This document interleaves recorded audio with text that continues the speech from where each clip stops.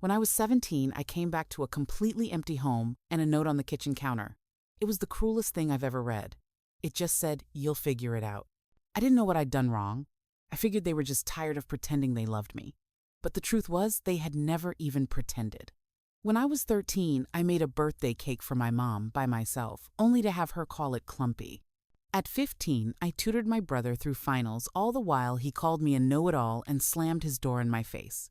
At 16, I gave my entire paycheck to my dad so he could cover bills but got yelled at when I brought it up later after he said I was useless. I was always useful but never loved.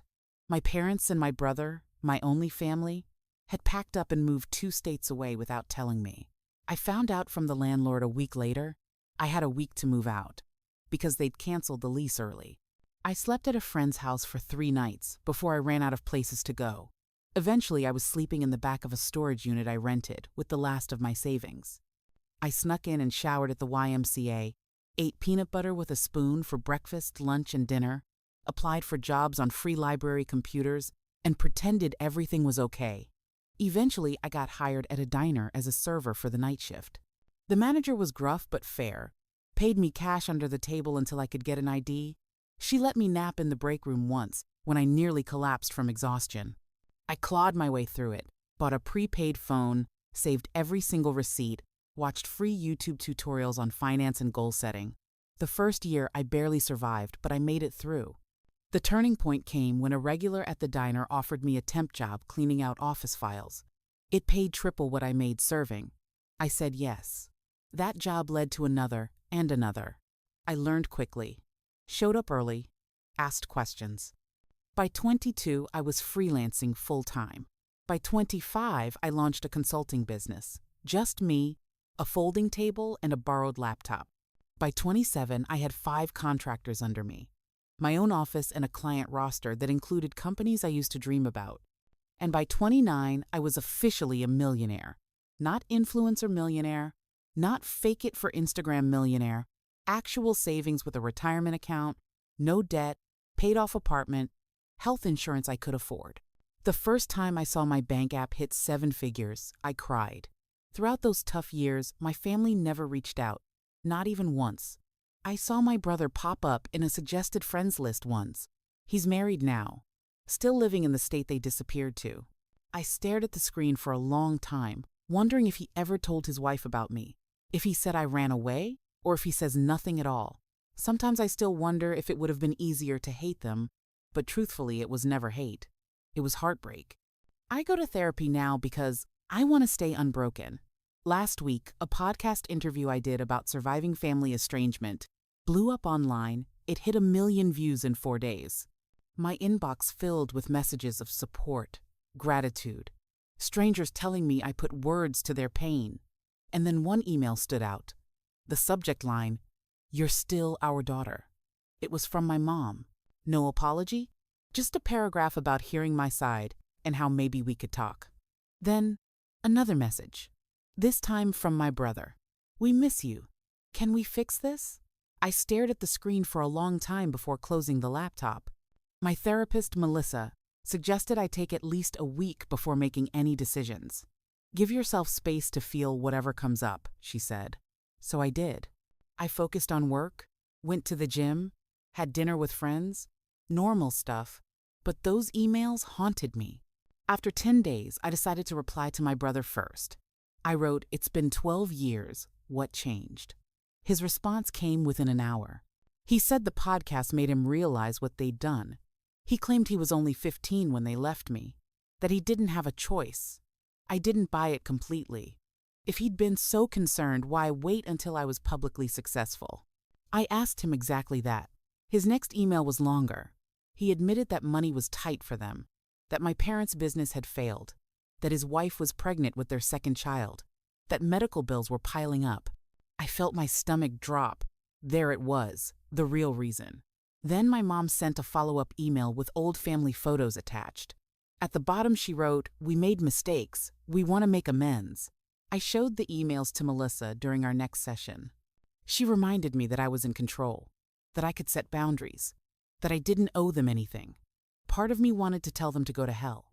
Another part wanted to understand why they left me, and a tiny stupid part of me still wanted them to love me. I decided to meet my brother first. Just him. No parents. We arranged to meet at a coffee shop in Chicago, halfway between where we both lived. I flew in that morning, almost canceled 3 times. At 2 p.m., I walked into that coffee shop and saw him immediately. He looked older, heavier, with a receding hairline, but his eyes were the same. I didn't hug him. We just sat across from each other like strangers. The first 20 minutes were painful. Small talk about the weather, about my flight. Then he started apologizing. "Emma, I'm so sorry," Michael said, his voice cracking. "I was just a kid when it happened." I asked him the question that had haunted me for 12 years. Why me? Why was I the one left behind? He looked down at his coffee. "They always saw you as the strong one, the independent one. They thought you didn't need them as much as I did. They convinced themselves you'd be better off without them." I told him about the storage unit, about eating peanut butter for weeks, about showering at the YMCA and working night shifts at 17. His face crumbled. "I didn't know," he whispered. "They told me you had a plan, that you wanted to stay behind." All lies. When we parted, he hugged me. I let him, but I didn't hug back. Back at my hotel, I called Melissa, told her everything. She pointed out that while my brother seemed sorry, he was still framing himself as a victim. She was right. He'd been 15, not 5, old enough to pick up a phone. That night my mom called. I hadn't given her my number, so Michael must have. Her voice sounded older, raspier. She cried when I said hello, started talking about how proud she was of me. I let her talk herself out, then I asked her why me. Her answer was different. "We were in debt, Emma. We couldn't afford 3 mouths to feed. We knew you were smart enough to make it on your own. We figured you'd go to social services." I hung up on her, blocked her number, threw my phone across the room. The next morning, I had an email from my dad. First contact in 12 years. He didn't apologize. Instead, he wrote about how hard their lives had been, about medical bills and failed businesses. Then at the very end, he asked if I could help the family out. Not a single question about my life. I forwarded the email to Melissa. By Monday morning, I had made my decision. I emailed my brother, told him I was willing to have a relationship with him and his family, but with clear boundaries. No money, no loans, no financial support of any kind, and no relationship with our parents until they took full responsibility. His response was immediate. "I'm really disappointed, Emma," he wrote. "Our parents really need help. Families should support each other. You're being selfish." All the guilt buttons they'd installed in me pushed at once. I didn't respond. Instead, I booked a vacation to Bali. 3 days later, Michael called, left a voicemail apologizing for his email, said he understood my position, said he still wanted a relationship on my terms. I went to Bali anyway, spent 2 weeks processing. When I got back, I had 6 more emails from my dad, each more desperate than the last. I also had a text from Michael asking if we could talk again. I agreed to a phone call. The call started okay. He apologized again. Then he mentioned that our parents were coming to visit him next weekend. Asked if I would consider meeting them. I felt my chest tighten. "I'm not ready for that, Michael." The next day, Michael texted again. Said our mom was crying all night. Said our dad was talking about driving to my city anyway. I felt panicky. Blocked Michael's number. Called my assistant and told her I was working from home for the week. On Wednesday, the doorman called up. Said there was a couple asking for me. Wouldn't give their names. I knew instantly. Told him I wasn't accepting visitors. 5 minutes later, my phone rang from an unknown number. It was my dad. "Emma, we drove 8 hours to see you. You're being childish. We deserve a chance to explain." I deleted the message and turned off my phone. Thursday morning, I woke up to someone pounding on my door. I checked the peephole. It was them. My parents standing in my hallway. "Emma, please." My mom's voice came through the door. I didn't open it. I sat on the floor with my back against the wall, shaking. Eventually, they left. I called Melissa. She came over, sat with me while I cried, told me I had every right to set boundaries. After she left, I got an email from Michael. He was furious. Said I'd humiliated our parents. Said they were staying in a cheap motel. Said his wife needed surgery and they were hoping I could help. Friday morning, I booked a flight to visit my friend Rachel in Portland. I was packing when the doorman called, said there was a woman downstairs having what looked like a medical issue, claimed to be my mother. I felt sick, told him to call an ambulance, but I wasn't coming down. At the airport, I got another call from Michael. Mom had a heart attack. He was crying. She's in surgery. This is your fault. I hung up, called Melissa instead. She said firmly, "You are not responsible for your mother's health. This feels like manipulation. Get on your plane." I spent the weekend with Rachel, told her everything. She was furious on my behalf. "They don't deserve a minute of your time," she said. Sunday night, I got an email from my dad. My mom was stable, would be released Tuesday. The email ended with, "She's asking for you. Don't you think you've punished us enough?" I showed Rachel. She rolled her eyes, told me this was textbook guilt tripping. Tuesday morning, I got a text from an unknown number. It was a photo of my mom in a hospital bed. The message said she might not have much time left. I blocked the number. Before I could leave, my doorman called again. Said there was a young woman downstairs with a small child, claimed to be my sister-in-law. I told him to send her up. The woman looked exhausted, holding a sleeping toddler. "I'm Jenny," she said quietly. "Michael's wife. I came alone." I let her in. Jenny put her daughter on my couch, then sat at my kitchen table. "I only learned about you 3 years ago," she admitted. "Michael told me you ran away. Hearing your podcast was a shock." I confronted him, and he finally admitted the truth. "I'm horrified by what they did to you," she continued. "I had no idea they were going to ask you for money. Yes, I do need surgery, but we have insurance. Your parents are the ones in financial trouble, not us." I asked her why she'd come. "You deserve to know the whole truth," she said. "Your parents have been telling everyone you abandoned the family, that you were mentally unstable, that you stole money from them. All lies to cover what they'd done." She pulled out her phone, showed me Facebook posts. My mom asking for prayers to find her troubled daughter. My dad claiming I'd taken their savings. Posts about hiring investigators, all carefully crafted to make them look like victims. Jenny said she'd confronted my parents, that they'd admitted everything when she threatened to tell the family the truth. Her daughter woke up then. "This is Lily," Jenny said softly. "She's 3. I want my children to know their aunt, but only if you want that too. No pressure." After they left, I sat processing for hours. That night, I got another email from my dad. This one was different. Angry, threatening. Said if I told lies about them online, they would sue me for defamation. Said they'd go to the media. Said they expected financial compensation. I forwarded it to my lawyer, Marcus. He called immediately. "This is empty threatening," he assured me. "Truth is an absolute defense. Save everything, but don't respond." The next day, I got a call from Michael. He sounded panicked. "Emma Jenny told me she visited you. Our parents are furious. They're saying terrible things about her now. I'm scared they're going to try something desperate." Marcus suggested meeting Michael and Jenny somewhere public with him present. They showed up looking terrible, stressed, exhausted. Jenny had a bruise on her arm. The story that came out was worse than I'd imagined. My parents had been living off Michael for years. When Jenny confronted them about me, my dad had grabbed her arm hard enough to leave marks. Michael had kicked them out. They were now calling constantly, showing up at his work. Marcus asked careful questions about financial entanglements, house titles, bank accounts. Michael said they'd co-signed his mortgage. His dad was still on his bank account. They had spare keys, knew all his passwords.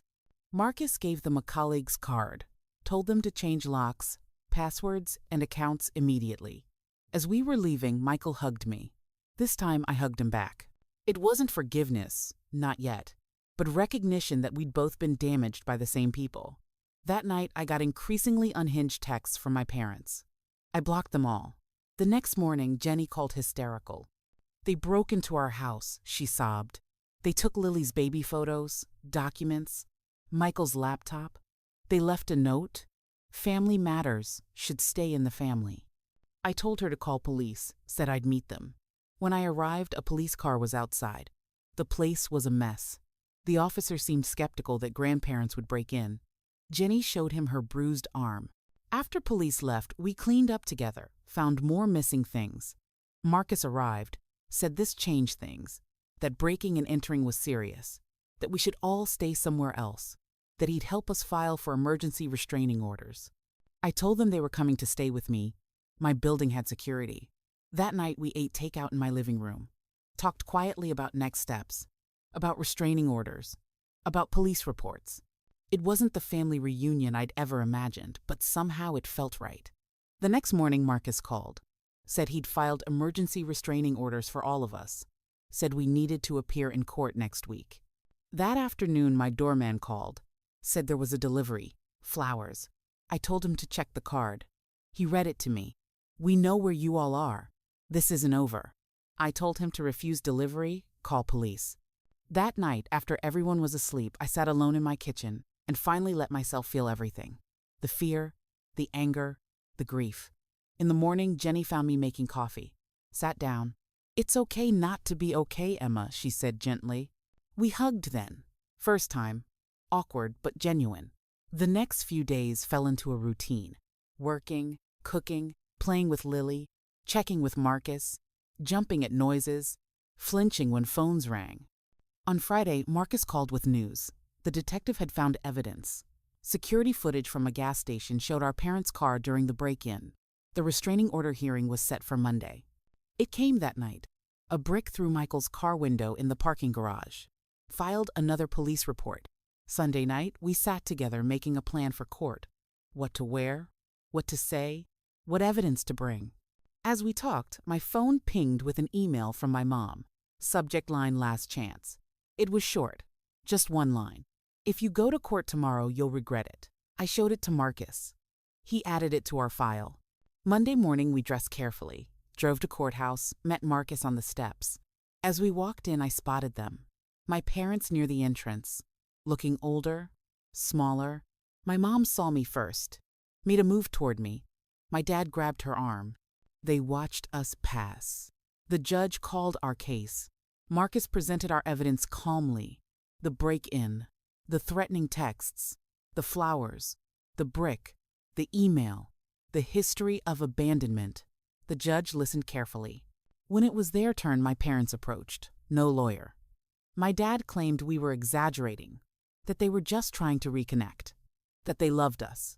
The judge asked about security footage, threatening messages. My dad denied everything. Then the judge asked them directly about abandoning me at 17. My dad hesitated, started talking about troubled teens, difficult decisions. The judge cut him off, asked again directly, "Did you leave your minor child alone and move to another state?" My dad mumbled something about financial hardship. After hearing both sides, the judge granted our restraining orders. 3 years, no contact, any violation would result in arrest. My parents looked stunned. As we left, my mom called my name once, softly. I kept walking, felt a weight lifting. Outside, Marcus said we'd done well. Michael hugged me on the courthouse steps. "I'm sorry, Emma," he said, "for everything." I hugged him back, told him we were going to be okay. As we walked to our cars, my phone buzzed. A text from an unknown number. It was a photo of Lily at her friend's house, playing unaware she was being watched. Below it, just 4 words, "This isn't over yet." I showed Michael. His face went white. He called Jenny. I called Marcus, handshaking. He told me to forward the text and drive straight home, said this was a clear violation. The drive back felt like forever. Jenny was clutching Lily. Michael was pacing. Marcus arrived with 2 officers. They took statements. After police left, we discussed options. I stood up suddenly. "I'm done running," I said, "done hiding. They've already stolen my childhood. I'm not giving them my adulthood, too." That night, we took turns watching. Around 2 a.m., I spotted my dad's car. It circled the block 3 times before parking across the street. I took pictures. In the morning, I sent them to Marcus. Jenny and Michael decided to take Lily to a hotel. After they left, I sat feeling strangely calm. I called Melissa. She asked me what I actually wanted from my parents. I realized I'd never thought about it that way. I made a list: to live without fear, to have a relationship with my brother's family, to stop feeling responsible for my parents' actions, to be free of the past. Nowhere was reconciliation or forgiveness. That afternoon, I did something crazy. I emailed my parents. "I know you're watching. Let's talk one last time. Tomorrow, noon, coffee shop on 8th Street. Just me. After that, you leave us alone forever. My dad replied within minutes, we'll be there. I spent the rest of the day preparing mentally. The next morning, I dressed to feel strong. Took an Uber, arriving early. Chose a table in the back. Ordered coffee. Sat waiting, surprisingly calm. They arrived exactly at noon. We looked at each other for a long moment. I spoke first. I didn't call this meeting to reconcile or give money or hear excuses. I called it to make you understand it's over. You've lost. Not just the court case. You've lost me, lost Michael, lost your grandchildren. And if you can't accept that, if you keep stalking us, I will destroy you. I pulled out my phone, showed them screenshots. I've sent copies to everyone in your lives. Not yet, but I will if you contact any of us again. My mom started crying. We just want our family back. We made mistakes, but we deserve another chance. I looked at her. You should have thought about that before abandoning your 17-year-old daughter. My dad got angry. You're ungrateful. You've always been difficult. You owe us for raising you. I laughed in his face. Do you really think you're entitled to gratitude for doing the bare minimum as a parent for 17 years before abandoning me? He didn't have an answer. I stood to leave. This is your last warning. Next time you violate the order, I won't just call police. I'll make sure everyone you know understands what kind of people you are. As I walked away, my mom called after me. Do you really hate us that much? I stopped, turned. I don't hate you. I feel nothing for you. You're strangers to me now, and that's your loss, not mine. I walked out feeling lighter than I had in years. Called Michael, told him everything. I joined them at their hotel. Lily ran to hug me. Auntie Emma, she called me. We spent days waiting for my parents to make their next move, but nothing happened. No calls, texts, emails, just silence. After a week, Michael and Jenny went home. I went back to my apartment. 2 weeks passed, then a month, nothing. Marcus said the detective confirmed they'd returned to their home state. Slowly, we moved forward. Michael found a job in my city. They bought a house 20 minutes away. We had dinner every Sunday, started building new traditions, a new kind of family based on choice. I kept expecting to feel something about my parents, but mostly I felt relief. 6 months after the coffee shop, I got a letter forwarded through Marcus from my mom. No excuses this time, just acknowledgement that they'd hurt me, that they'd failed as parents, that they understood why I wanted nothing to do with them, that they were getting counseling, that they would respect the orders, that they hoped someday I might be willing to hear an apology but understood if that day never came. I showed it to Michael. He got a similar letter. We talked about whether it was sincere, whether it changed anything. We didn't reach conclusions, just agreed to take it one day at a time. I keep the letter in my desk drawer because it represents something important. My parents finally recognizing my right to set boundaries, my right to choose who I allow in my life. Last week, Lily had her 4th birthday party at my apartment. Balloons everywhere, cake, presents, Lily running around laughing, Jenny taking pictures, Michael grilling, friends stopping by, so much noise, so much joy. At one point, I stepped into the kitchen watching through the doorway as Michael swung Lily around, as my apartment once so empty filled with life and love. I thought about that note 12 years ago. You'll figure it out. And I had, not the way they meant, but I'd figured out what family should be, what love should look like, what I deserved all along. I'm not saying everything's perfect now. I still have trust issues, still go to therapy, still have nightmares about being abandoned, still flinch when my doorbell rings. But I'm healing. We all are. Building something new from the broken pieces, something stronger, something chosen, something real. Sometimes people ask if I'll ever reconcile with my parents, if I'll ever let them meet Lily, if I'll ever forgive them. I don't have answers yet. Maybe someday, maybe never. But what I do know is this. I'm not defined by what they did to me anymore. I'm defined by what I built after, by the person I chose to become, by the family I chose to create, and that's enough.